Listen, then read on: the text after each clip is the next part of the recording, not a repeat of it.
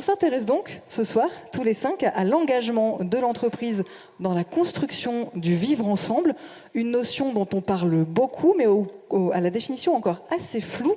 Qu'est-ce que c'est pour vous, pour tous les 4, le vivre ensemble ? Pour moi, le vivre ensemble, il commence par le faire ensemble. Et Jean-Marie Petitclerc nous l'a cité ce matin. Moi, en réfléchissant à cette table ronde, je repensais à Citadelle, qu'on doit être beaucoup avoir lu. Jette-leur du grain, ils se battront, donne-leur une tour à construire, tu en feras des frères. Faire quelque chose ensemble, et ça c'est beaucoup de l'entreprise, je pense que c'est souvent le début du vivre ensemble. Une fête de famille, ben, au bout d'un moment on organise quelque chose, quoi. On fait un repas, on fait une promenade, on fait un tour de Monopoly, on fait quelque chose, parce que si on fait rien, au bout d'un moment on s'enquiquine et puis ça pourrait même déraper. Je pense que l'entreprise, par cela, le fait de faire ensemble, et elle a toujours été, c'est pour ça que j'étais un peu hésitant sur le entre parenthèses dans le titre de cette table ronde, elle a toujours été au cœur de la structuration du vivre ensemble, d'amener des gens ensemble pour faire quelque chose ensemble, de les réunir et de les réunir avec un but. Bénédicte, vous êtes d'accord avec ça ? Évidemment, on ne peut être que d'accord. Moi, j'aime bien compléter aussi et juste rappeler que la société, c'est le travail, et que la valeur travail est pour moi évidemment extrêmement importante, et que c'est véritablement un lien social. Donc, faire ensemble, faire société, ces notions de bien commun, je pense qu'on a souvent, ces derniers temps, parfois opposé l'objectif même de l'entreprise, qui est évidemment de dégager des profits, avec celui justement du bien commun et du vivre ensemble, alors même qu'il apporte le lien social. Alors nous, pour ma part, on a décidé de placer au cœur même de la stratégie de l'entreprise, au-delà de la réalité économique et financière qui restera toujours la réalité première, il ne faut pas se leurrer, les entreprises doivent gagner un peu d'argent pour fonctionner, payer leurs salariés, payer l'innovation, investir. Nous avons décidé de placer au cœur de cette stratégie un grand programme d'innovation sociale qui consiste à porter une mission d'inclusion de populations en grande difficulté, qui sont des délinquants mineurs, condamnés à des peines de prison et des peines de justice entre l'âge de 13 et 18 ans, et dont on a choisi d'accompagner par la formation, le travail.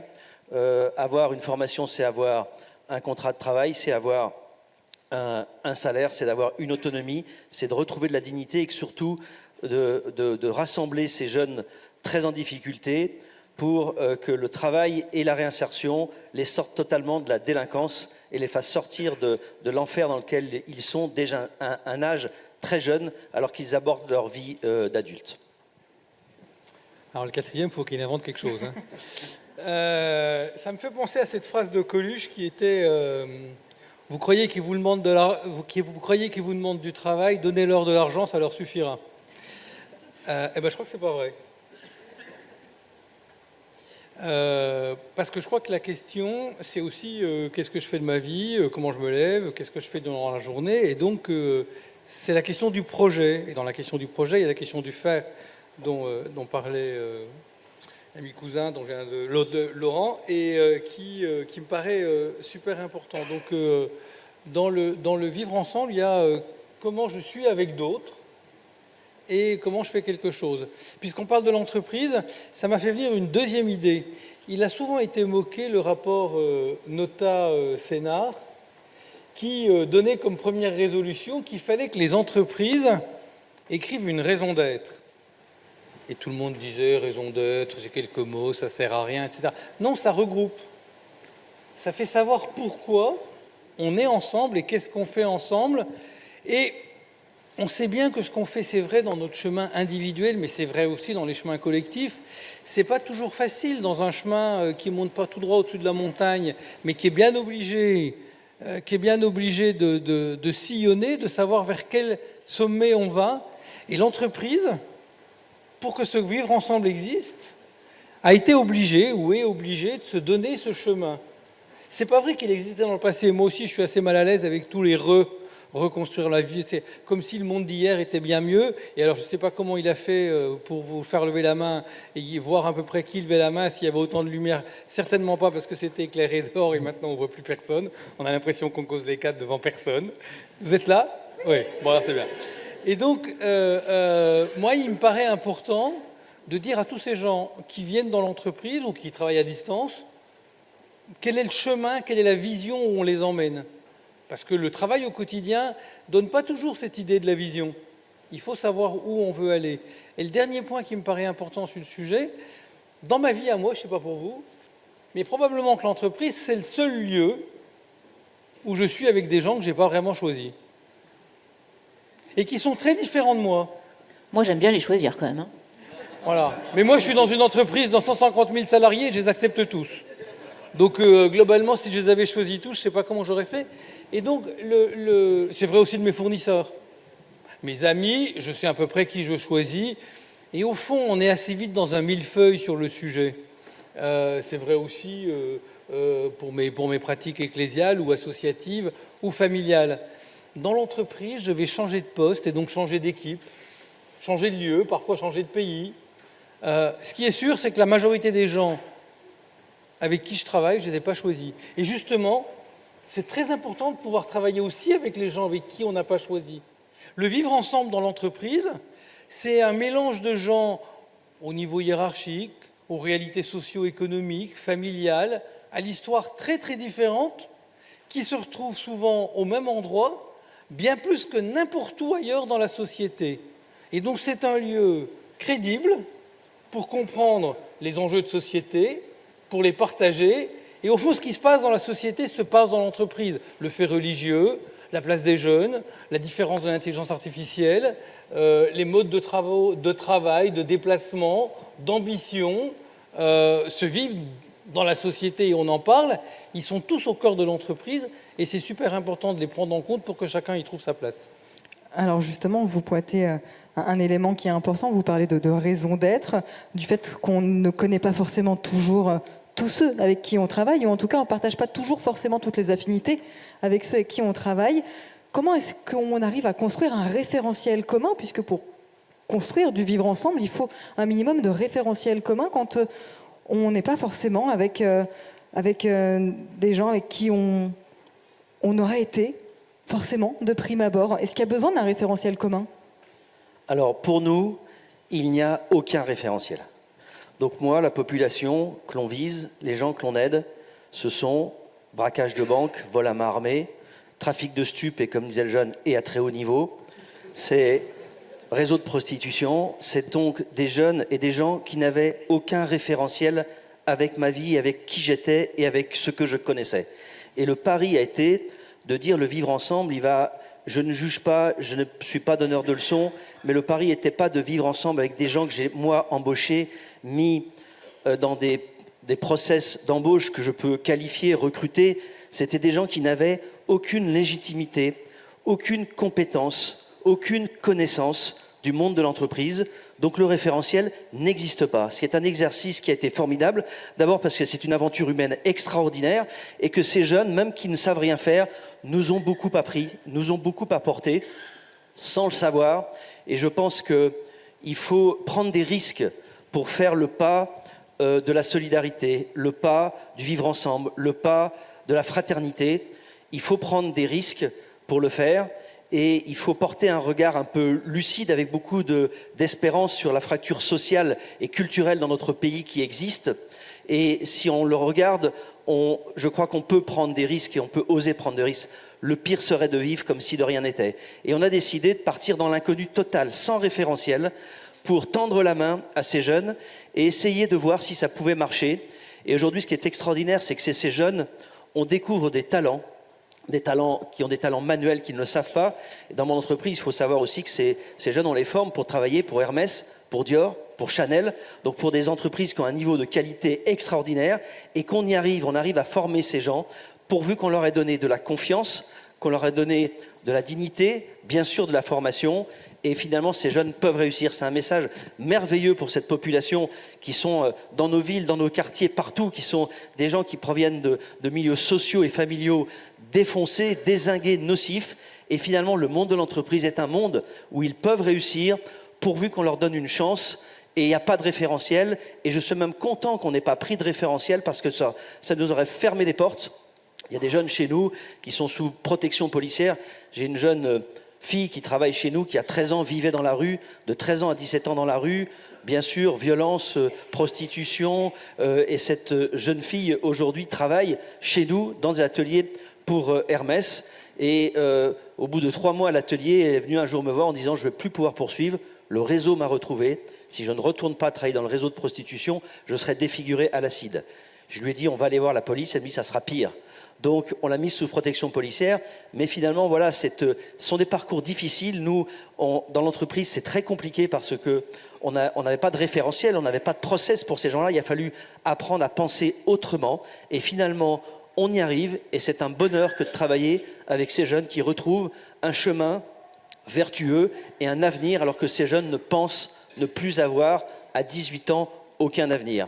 Donc c'est ça aussi, le vivre ensemble, c'est d'aller chercher l'improbable et d'aller chercher l'impossible et de donner l'espoir à ceux qui n'ont plus d'avenir.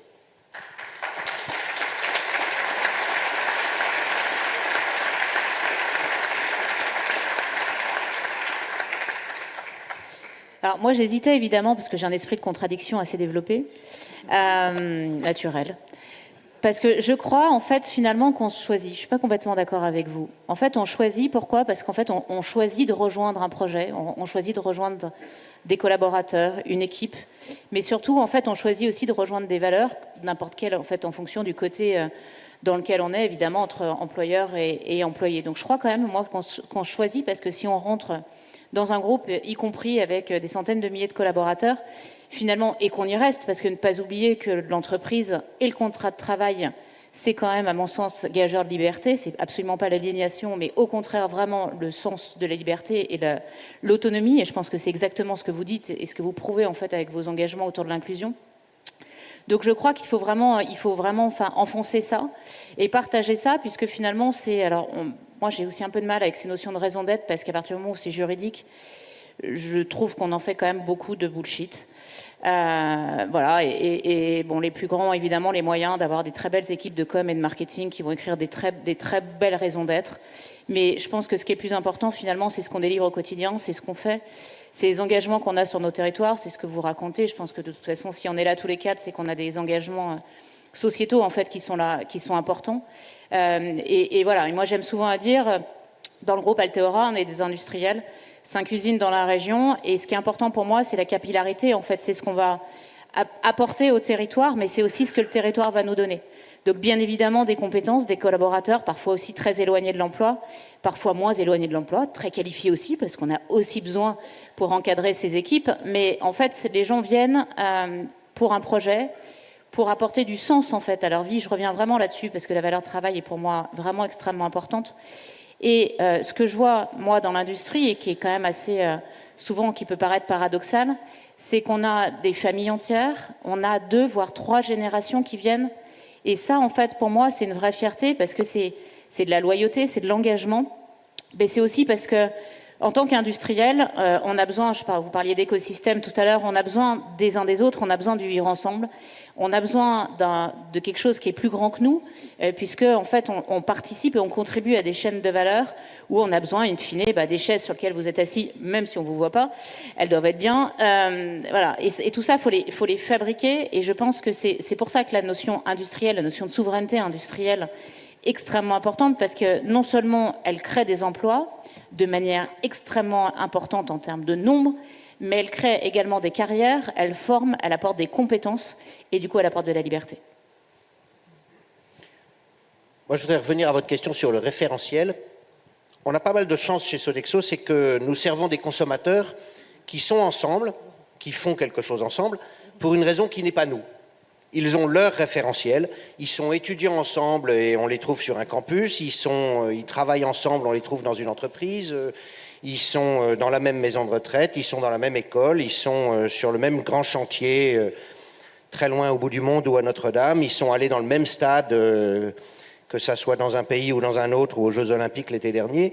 Ils sont ensemble pour une raison qui n'est pas nous. Et notre métier à nous, c'est d'aider ce être ensemble à tenir debout. Alors ça fait longtemps qu'on le sait, la machine à café, elle fait 2 choses, elle fait du café d'un côté et du lien social de l'autre. C'est ça notre métier. Et pourquoi nos consommateurs sont ensemble, qui n'est pas nous, ce qui est très troublant. Dans n'importe quelle pizzeria, les gens, ils sont là pour la cuisine italienne, ou ils sont là pour être ensemble, eux. Nous, ils sont venus pour une autre raison. Il y a très peu de gens qui se font hospitaliser parce qu'ils ont entendu dire que la nourriture était faite par Sodexo et que c'était tellement bon qu'ils vont s'arranger pour tomber malades. Peut-être, hein, mais soyons lucides. Ils sont venus pour une autre raison et notre métier à nous, c'est de les aider à être ensemble et de faire tenir ce lien, de comprendre celui que nous appelons notre client, l'institution qui les a rassemblés. Et c'est pas simple, hein, qu'est-ce que l'entreprise veut faire, qu'est-ce que l'école veut faire, qu'est-ce que l'université veut faire, qu'est-ce que l'hôpital veut faire. Il veut les convaincre qu'ils sont en bonne santé le plus vite possible parce qu'on est en ambulatoire et s'ils pouvaient rentrer chez eux très très vite, ça serait mieux. Il veut au contraire essayer d'éviter qu'ils repartent trop vite parce que la sécurité sociale ne rembourse pas de la même manière s'il reste une deuxième journée. À nous de comprendre ce que veut faire l'institution, à nous de comprendre ce que veulent faire les consommateurs, les personnes que nous servons, et de rendre les services qui font ce lien. Donc on a la chance d'avoir ça comme ligne de mire, ce qui est relativement utile pour donner du sens au boulot de tous les gens qui sont ensemble. Ça, c'est un peu la raison d'être externe. Puis après, on a tout un moment interne.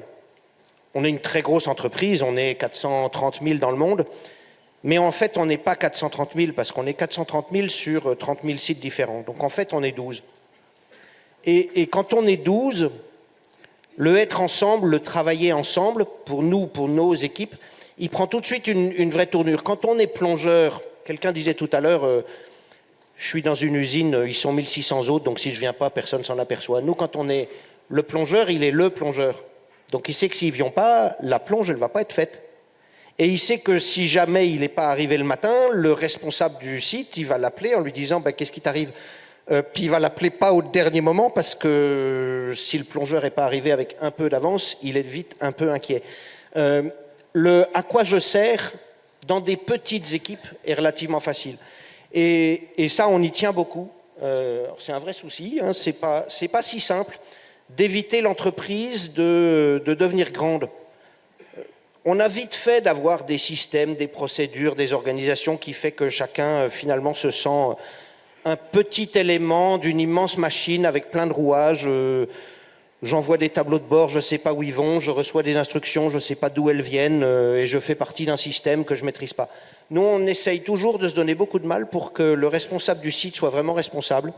Il embauche son équipe, il a le pouvoir. Alors, il y a des règles du jeu, il n'embauche pas n'importe comment ni n'importe qui, il respecte des grilles de salaire, mais il est le patron, c'est lui qui organise les congés, c'est lui qui organise les absences, c'est lui qui peut prendre la décision d'une prime exceptionnelle. Il a des plafonds, il ne fait pas n'importe quoi. Il a un droit de regard sur ses fournisseurs, parce qu'on veut que les gens sentent que leur patron, il est proche. Et il n'y a rien de pire pour se sentir inutile que de se sentir membre d'une grande machine qu'on ne maîtrise pas du tout. De se sentir membre d'une petite équipe, on est 12, mon patron, je sais lequel c'est, je peux lui parler, d'ailleurs il prend le café avec nous tous les matins, d'ailleurs quand il n'est pas content, ça se voit tout de suite, et il nous emmène et chacun sait à quoi il est utile vis-à-vis des autres. Je terminerai juste en disant une pratique qu'on a c'est quelque chose qui a démarré au Brésil et que je trouve très chouette. Les équipes ont le droit de venir le matin avec un badge rouge. En France, on croirait que c'est un peu une légion d'honneur. Ils mettent un petit pavé rouge sur leur poitrine. Ça veut dire aujourd'hui, je suis pas bien. J'ai pas forcément envie de vous expliquer pourquoi, mais donc si ça vous dérange pas, je serai plutôt en back-office. Je vais plutôt rester derrière en cuisine et puis les autres vont aller au service parce que moi, je vais pas être bien souriant. Alors évidemment, si on est rouge tous les jours, au bout d'un moment, les autres finissent par dire ça semble un peu tir au flanc ton affaire. Mais cette idée de dire on peut se parler dans l'équipe, parler de j'ai envie de vous dire pourquoi ou j'ai pas envie de vous dire pourquoi, mais j'ai une vie ailleurs, j'ai des problèmes, voilà. Peut-être qu'il y en a certains à qui je raconterai, d'autres à qui je raconterai pas, mais aujourd'hui, moi, c'est badge rouge, laissez-moi derrière et que d'autres aillent sourire par devant à nos consommateurs. Je trouve que c'est un beau sens de se vivre ensemble qui marche quand on est une petite équipe. Alors justement, une petite équipe. Vous, chez Schneider Electric, vous êtes 150 000 collaborateurs dans plus de 100 pays. C'est une grosse équipe. Pour le coup, on a parlé à l'instant de management, de délégation de responsabilité. Quelle est la place du management et de la délégation de responsabilité pour créer du vivre ensemble? À quel point, finalement, quel est le rôle des managers dans tout cet écosystème-là? Je vais essayer de ne pas être trop bullshit, parce que sinon je vais encore me faire rappeler à l'ordre. C'est assez intéressant. J'étais en Tanzanie la semaine dernière. On vient de créer une équipe de Schneider Electric en Tanzanie. Ils sont 25.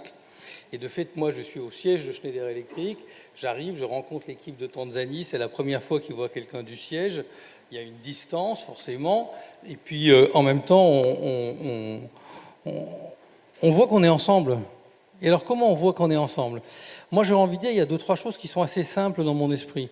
Le premier, et de fait, c'est une question de mots, parce que le mot est médiation.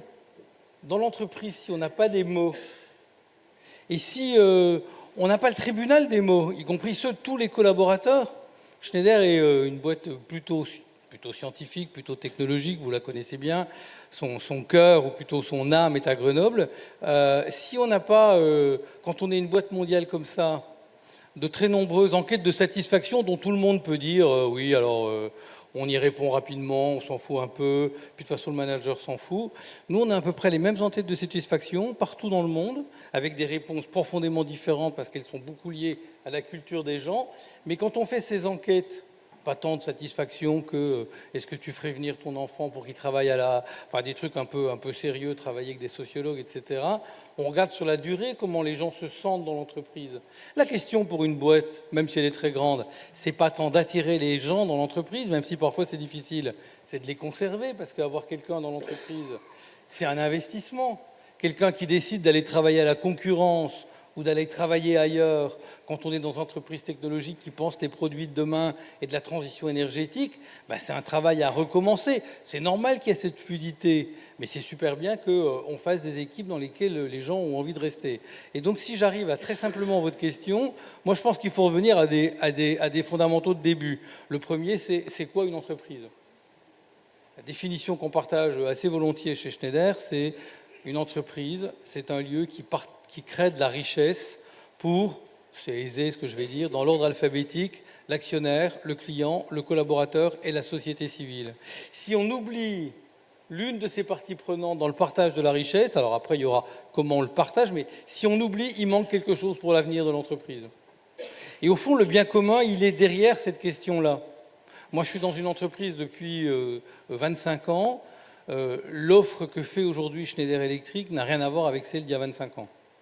L'entreprise s'est repensée, a changé beaucoup de ses assets, de ses investissements, pour aujourd'hui être dans l'efficacité énergétique et la décarbonation. Alors peut-être que ça donne plus à tous les collaborateurs de Schneider Electric, surtout en cette semaine de COP, l'idée qui participe à quelque chose de bien, pour le bien commun, qui est essayer de réduire le changement climatique. Et c'est un sujet dont on parle beaucoup avec tous les collaborateurs. Ce n'est pas un sujet qu'on partage qu'entre comités de direction en disant les autres ils font les produits, nous on les vend, on va trouver des phrases qui vont derrière. C'est super important que ceux qui fassent les produits, même si c'est un disjoncteur intelligent, sachent à quoi il sert. Et cette entreprise participe aussi, je ne vais pas reprendre d'autres exemples, à des enjeux d'insertion, parce que Schneider, qui est connu pour des capitaines que vous connaissez, Didier Pinot-Valenciennes pour les plus vieux d'entre vous, Henri Lachmann après, ou Jean-Pascal Tricoire, c'est vrai qu'avec ces 3 capitaines-là, je fais à peu près 50 ans de vie de Schneider Electric. Ces 3-là ont eu une idée commune, c'est que, par exemple, en France, quand on fait beaucoup d'alternance, et que dans l'alternance, on accueille beaucoup de diversité, on crée beaucoup de fidélité avec les gens qu'on va chercher et qui viennent dans l'entreprise par ce chemin-là.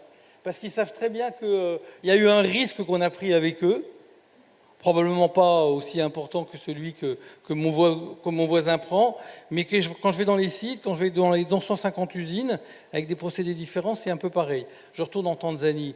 Et la discussion que j'ai eue avec mes collègues de Tanzanie, c'est dans cette définition de l'entreprise.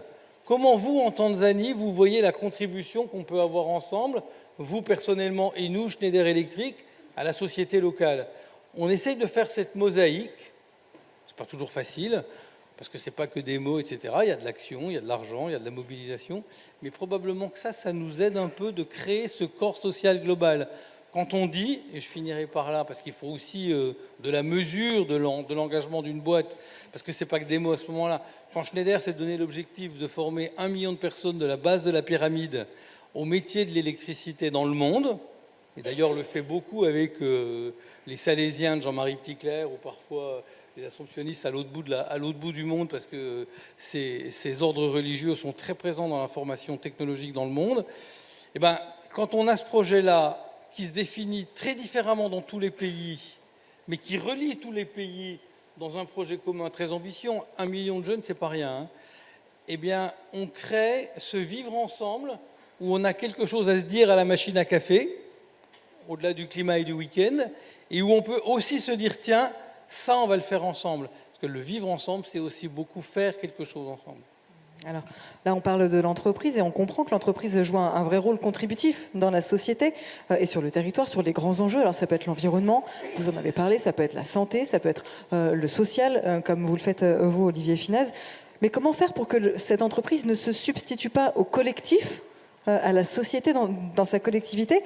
Et aussi, quelle est la place de la responsabilité individuelle de chacun dans ce vivre ensemble, Olivier? Je ne sais pas, ce que je constate, c'est que soit on s'engage, soit on ne s'engage pas. Et on ne peut pas s'engager en ayant peur d'avoir des échecs et d'attendre d'avoir tous les signaux verts pour tenter des actions. Donc, je citerai ici 2 personnes dans cette ville, Alain Mérieux, qui est un grand homme de notre région, qui disait souvent il n'y a que 2 grandes méthodes de décision stratégique, qui sont le pifomètre et le trouillomètre. Et donc, c'est très vrai, on fonctionne beaucoup au trouillomètre et au pifomètre. Tout n'est pas structuré d'avance. Il y a un moment, j'aime bien aussi cette autre expression, un pas fait à temps en vaussant. Il y a un moment, c'est le premier pas qu'il faut faire. C'est le premier pas qui est difficile. Il vous engage dans la marche et après vous partez dans l'inconnu, mais vous vous êtes mis en marche. Et puis, puisqu'on est à Valpré aujourd'hui, j'ai plus de confiance. Je peux en parler aujourd'hui dans un contexte qui est plus facile. Si on traite le vivre ensemble que dans l'entreprise, avec les jeunes que l'on a, ça ne marche pas. On est obligé de s'occuper de leur vie personnelle et de la vie en dehors de l'entreprise pour les aider à avancer. Et j'ai créé avec Monseigneur Jean-Paul Vesco, lyonnais, ancien mariste. Il y a des anciens maristes dans la salle qui étaient avec lui, Jean-Paul avec moi chez les maristes, qui a été évêque d'Oran, archevêque d'Alger, qui va être ordonné cardinal le mois prochain. Et on a créé cette fondation pour aider beaucoup de projets, aider des gens qui sont dans la difficulté. Et donc, c'est cette fondation qui nous permet à ces jeunes de l'entreprise de leur payer des logements, de leur prendre des médecins, de leur faire leurs papiers. Si on ne traite pas dans le vivre ensemble aussi la problématique personnelle de ces jeunes, ça ne marchera pas dans l'entreprise. Alors, ça donne des situations très cocasses. Je préfère en rigoler avec vous. Donc, c'est moi qui signe au nom de donner envie de vivre les baux, des logements qu'on prend pour eux. Donc, quand vous rentrez dans une agence immobilière avec une jeune fille qui est une ancienne prostituée, habillée un peu comme ça, et que vous avez 60 ans et vous dites « Bonjour monsieur, je cherche un appartement pour mademoiselle », et qui regarde la demoiselle, il vous regarde, alors vous essayez de vous justifier, vous dites « Non mais je suis son employeur ». « Oui, je comprends, vous êtes son employeur ». Voilà, il faut oser aller au-delà des préjugés et des difficultés et du qu'en dira-t-on. Et c'est ça qui tisse des belles relations finalement, parce qu'on les accompagne très loin, et c'est comme ça que ça marche. Donc je ne sais plus quelle était la question d'ailleurs, mais... La question, c'était finalement comment est-ce qu'on fait pour ne pas annihiler aussi les personnalités de chacun, les individualités de chacun, et quelle est la place de l'individu? On s'adapte en fait, on s'adapte, voilà. C'est ça que je voulais dire, c'est que on s'adapte. Voilà.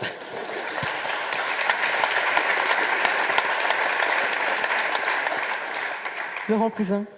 Moi, je crois qu'on peut beaucoup proposer. On a une fondation d'entreprise qui lutte contre la malnutrition et on propose tout un tas d'actions. Je ne suis pas là pour vous faire la pub de Stop Hunger, c'est par ailleurs un truc très bien.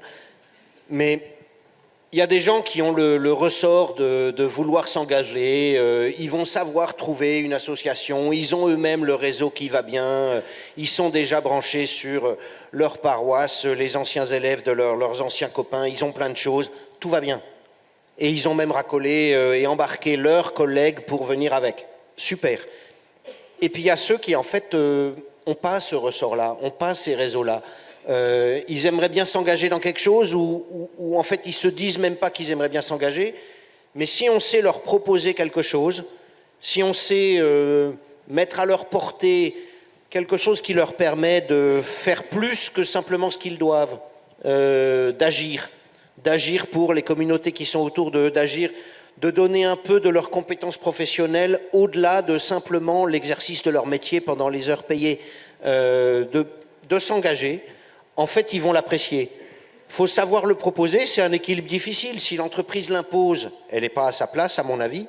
Mais le fait de pouvoir le tendre la main et proposer quelque chose d'un peu structuré, ça me semble très réaliste, parce que ce n'est pas réaliste de se dire que tout le monde va trouver son bonheur tout seul et va savoir trouver son engagement, ses réseaux, les causes pour lesquelles il a envie de se dévouer. Il y en a qui vont y arriver et d'autres non. Je trouve que l'entreprise est tout à fait à sa place quand elle propose quelque chose, qu'elle propose une structure, qu'elle propose d'embarquer des gens et de les aider à s'épanouir au-delà de leur travail pour eux-mêmes et pour les autres. Oui, Bénédicte. Bon, je ne peux être que d'accord, là pour le coup, avec les trois interventions, évidemment. Non, peut-être juste pour ajouter une petite couleur en plus, je pense que, à mon sens, enfin pour moi, ce qui est important finalement là-dedans, c'est qu'on parle d'humain. Et l'humain, à n'importe quel endroit dans l'entreprise, dans la société, de toute façon, d'une manière générale, il a besoin de considération et d'être écouté, d'être respecté. Et je crois que finalement, ce qu'on dit tous là ce soir, c'est ça. C'est avoir ce regard, cette bienveillance. On est des dirigeants et des patrons ici engagés avec un certain système de valeurs. On essaye évidemment, tout en étant bourré de contradictions, parce qu'on est tous des êtres humains et qu'on a tous nos failles et nos faiblesses. Mais néanmoins, je pense que c'est ça qu'on apporte dans nos organisations, dans nos entreprises et dans les engagements, je pense qu'on peut avoir. Et alors, pour le coup, nous, dans le groupe, moi, ce que j'essaye, c'est qu'en fait, on essaye ça de le ritualiser et d'en faire quelque chose. Donc toujours cette fameuse machine à café. Georges n'est jamais loin. En fait, finalement, qu'est-ce qui se passe à la machine à café? Il n'y a plus de hiérarchie. C'est ça qui est important. Et finalement, tout le monde discute avec tout le monde et tout le monde partage. Donc voilà, ça, nous, c'est des choses on a ritualisé, entre guillemets, la machine à café sur des instances, nous, qu'on appelle les causeries, en se disant, en fait, dans le vestiaire, finalement, tout le monde a accès et tout le monde se parle, on peut refaire le match, tout le monde peut contribuer, tout le monde est écouté, tout le monde est entendu. Et tout le monde a le droit à cette parole sans qu'il y ait forcément du coup de galon, de général, etc. Et c'est vrai que ça fait un bien fou parce que, et pour nous dirigeants, en fait, ça remet aussi finalement clairement le bon niveau par rapport au sol, par rapport à ce qui se passe, par rapport à leurs attentes. Et souvent, les meilleures idées, finalement, elles naissent très simplement, tout simplement de la base et du terrain et d'eux. Voilà. Gilles Desmoches, vous vouliez réagir? Alors, oui, c'est assez intéressant parce que je pense que sur ces questions, dans lesquelles on mélange, sur ces questions dans lesquelles on mélange le bien commun, le vivre ensemble et l'entreprise, on est plus handicapé en France qu'ailleurs dans le monde. Pourquoi? Parce qu'ailleurs dans le monde, me semble-t-il, dans l'expérience qui est faible expérience qu'est la mienne avec mes collègues d'un peu partout, il n'y a pas cette division qu'on a fait en France dans le siècle dernier, dans lequel il y a d'un côté la vie perso, d'autre côté la vie professionnelle, et si possible rien qui va entre les deux. Vous savez tous que nos collègues anglais, c'est pas très loin, vont tous boire au pub après le boulot, et ils restent ensemble et ils font des choses en truc qu'on ne fait pas dans le monde en France. C'est vrai d'ailleurs aussi pour la religion. Si vous regardez les 200 usines de Schneider, il y en a 25 en France, il n'y a vraiment rien qui rappelle aucune religion. Je pense que tout partout ailleurs dans le monde, il y a un lieu de culte ou plusieurs lieux de culte dans nos usines. Et ça ne nous gêne pas du tout, au contraire. Enfin, ça participe de la vie pour prendre ce sujet au regard du fait qu'on est à Valpré. Je crois qu'il y a et quand on est en France, on est un peu gêné, d'ailleurs c'est votre question, en disant « Mais comment ça, l'entreprise s'immiscer dans le bien commun ?» Moi, je m'appelle directeur de la citoyenneté chez Schneider Electric. Le nombre de fois qu'on me dit citoyenneté, mais qu'est-ce que l'entreprise a à faire là-dedans? On est un peu gêné quand on est français de se dire « Tiens, l'entreprise, doit avoir un rôle ou doit le prendre ou sert à quelque chose dans une société. On aimerait bien la bouter ailleurs, elle fait son job ailleurs, puis la société, c'est l'affaire des citoyens. Et de la même manière, c'est assez étonnant parce que, au fond, il y a beaucoup de chefs d'entreprise ici, et on l'a entendu plusieurs fois depuis ce matin, on est tous assez heureux, fiers, contents de ce petit refrain qui est que les dirigeants d'entreprise, les entreprises elles-mêmes, ont plutôt, dans les sondages auprès des Français, bonne presse.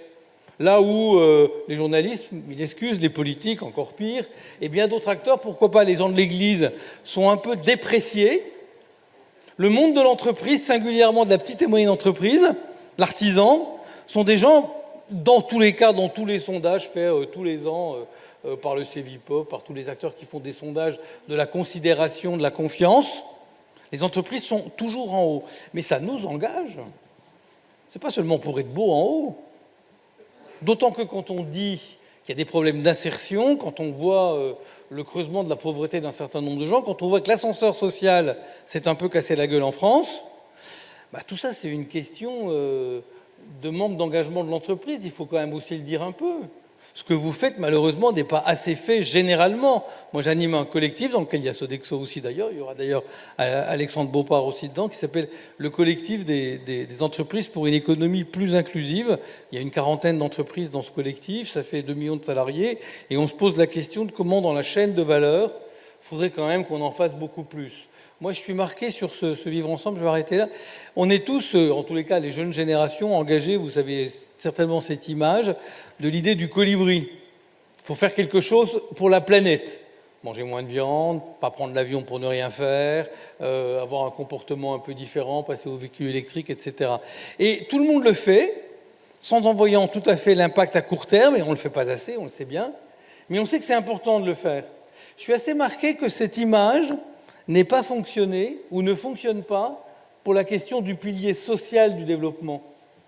Parce que globalement, si chacun d'entre nous, on se disait on doit ôter aussi le colibri social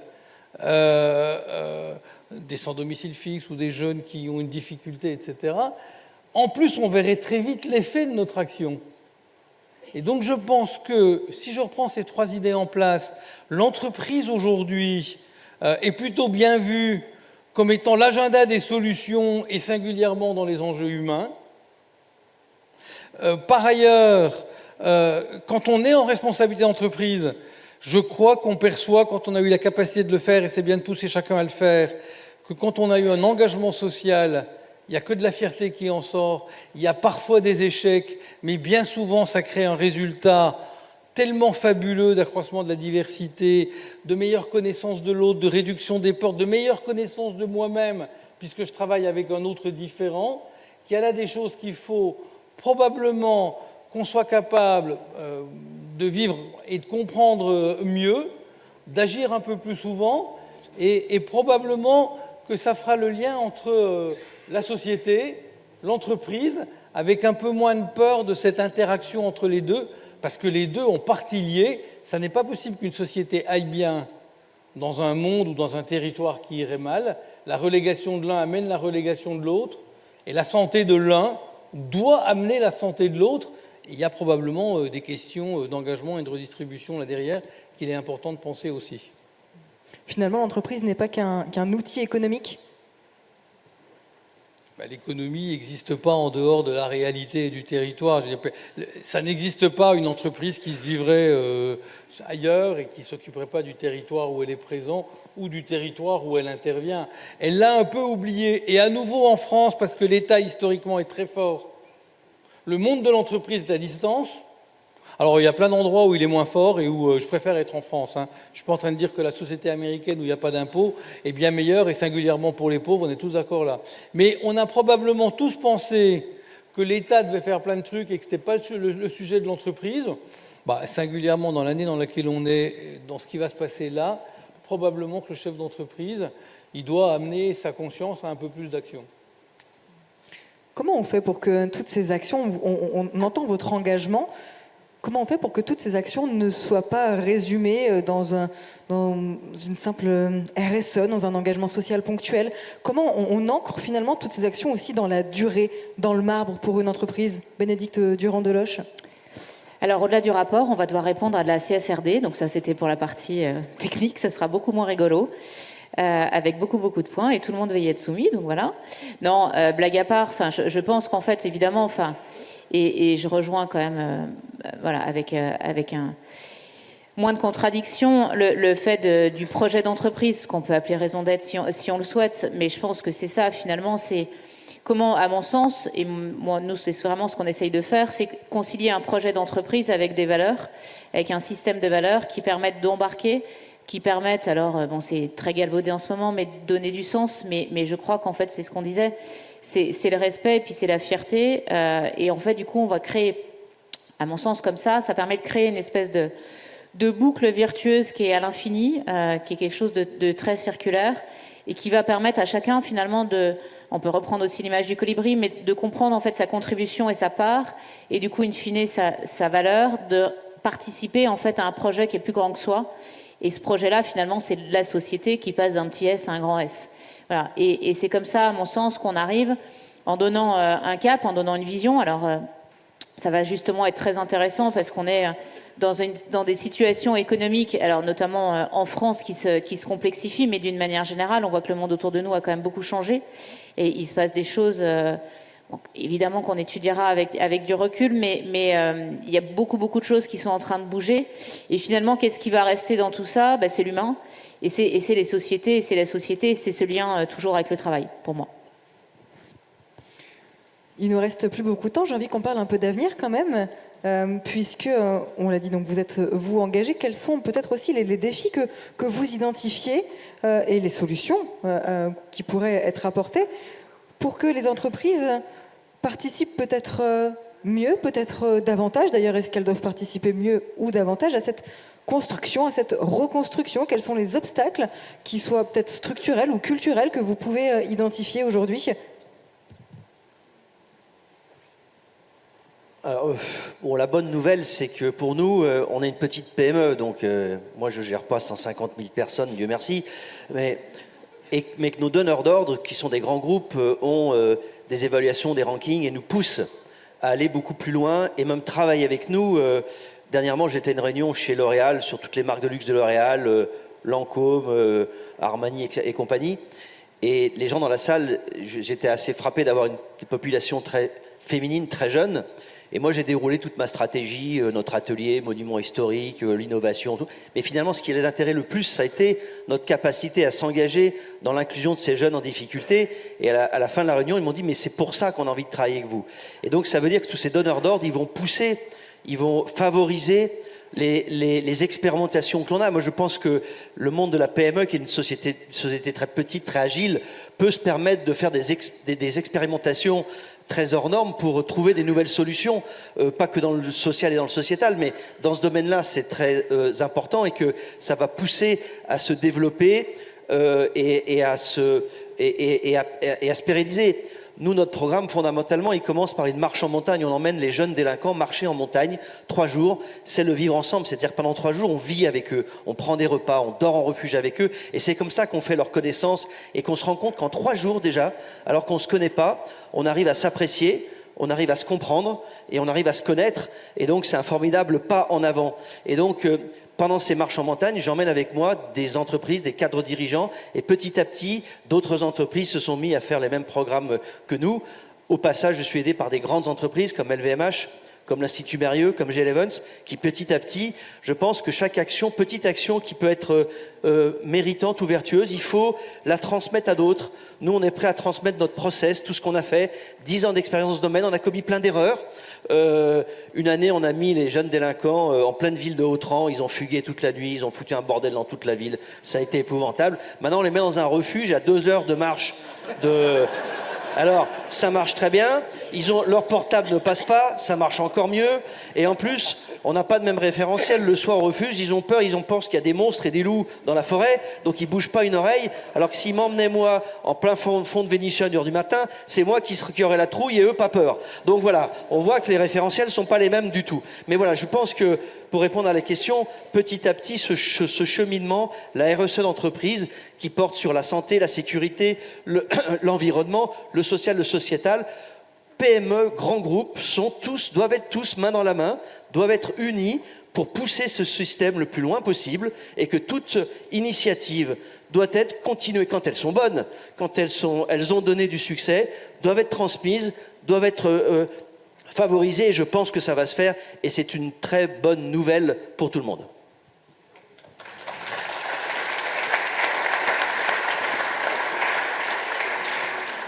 Laurent Cousin.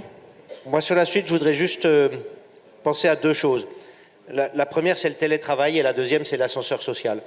Je pense que le télétravail est potentiellement quelque chose de très dangereux. Alors, c'est pas parce que ça nous pique des convives, parce qu'évidemment, quand on n'est pas au travail, on va pas à la cantine, ce qui n'est pas bien, mais ça n'est pas mon sujet. Ça crée quand même facilement beaucoup d'isolement. De l'isolement à la solitude, il n'y a qu'un pas, et ça crée beaucoup de clivages. Parce qu'on va un peu vite en besogne en prêchant le télétravail et en oubliant qu'il y a plein de gens, il y a plein de métiers qui ne télétravaillent pas. On n'est pas... dans une usine, c'est pas possible d'ailleurs. Hein. Voilà, dans les Ça marche usines, pas. moi j'ai un petit domaine viticole, les télévendanges, c'est pas au point du tout. Télé-chauffeur de bus, ça marche pas. Télé-boucher, télé-caissière, télé... Bon. Alors on peut faire semblant, on peut y croire. Mais en fait, quand on entend attention, intempéries, privilégier le télétravail, je trouve qu'on envoie une claque à trop de gens. Il faut faire très attention. Oui, c'est sûr que mes délinquants, je ne les mets pas en télétravail, hein, ça ne marche pas. Voilà, ça marche très mal. Donc je pense que il faut faire très attention parce que ça crée du clivage entre les métiers télétravaillables, pardon pour cet horrible mot, et ceux qui ne le sont pas. Et puis pour ceux qui peuvent télétravailler, la solitude l'isolement et de l'isolement à la solitude. Le deuxième point, c'est l'ascenseur social. On en a parlé. Je pense que là aussi, pour l'avenir, c'est un vrai sujet auquel il faut faire attention. On peut structurer l'entreprise de façon à avoir des jobs très efficaces, bien délimités, dans lesquels on va pouvoir, en face de chaque description de poste, recruter l'expert qui vient de chez le concurrent pour faire exactement la même chose et qui sera tellement spécialiste qu'il ne peut rien faire d'autre que ce qu'il fait. Je peux, à contrario, concevoir les postes, concevoir les descriptions de postes de telle façon que, dans chaque job, je puisse prendre quelqu'un qui vient d'ailleurs et que chaque job prépare un peu le suivant.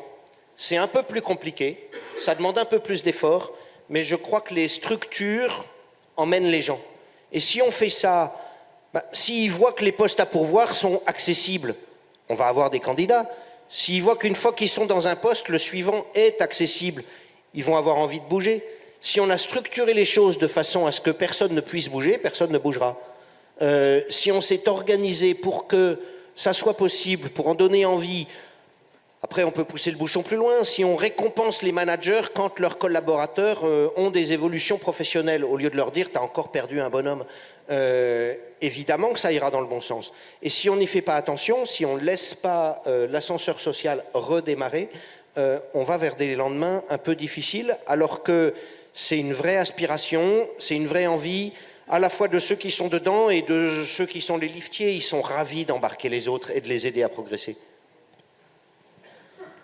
Oui, Olivier Finaz. Non, je vois que le temps tourne. Moi, je voudrais juste donner un mot de conclusion pour mon expérience, c'est que ça soit positif pour tout le monde et de dire que finalement, donner aux autres est le meilleur moyen de se faire du bien à soi-même. Et on le vit tous les jours, même si c'est dans un cadre de l'entreprise. Voilà.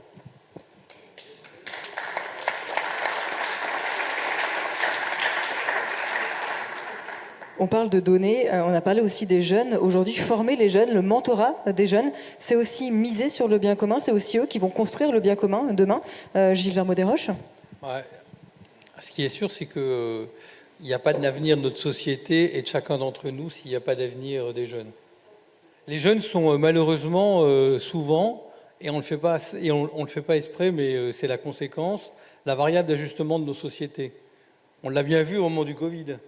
Au moment du Covid, et maintenant c'est très structuré et très étudié, nos générations, parce qu'il n'y a pas beaucoup de jeunes ici, nos générations, et singulièrement ceux qui sont en retraite, ont vu leur actif en banque augmenter profondément, et tous les moins de 30 ans ont vu le peu d'argent qu'ils ont sur leur compte diminuer profondément. Et donc, on a une petite difficulté dans cette société que, y compris nos enfants, les moins de 30 ans aujourd'hui sont empêchés, sur plein de raisons, de donner la pleine capacité de ce qu'ils ont à donner, parce que je ne sais pas comment on y est arrivé. Il leur faut je ne sais pas combien de papiers et d'assurance pour pouvoir louer un appartement, et ils n'ont pas toute la chance de t'avoir avec eux.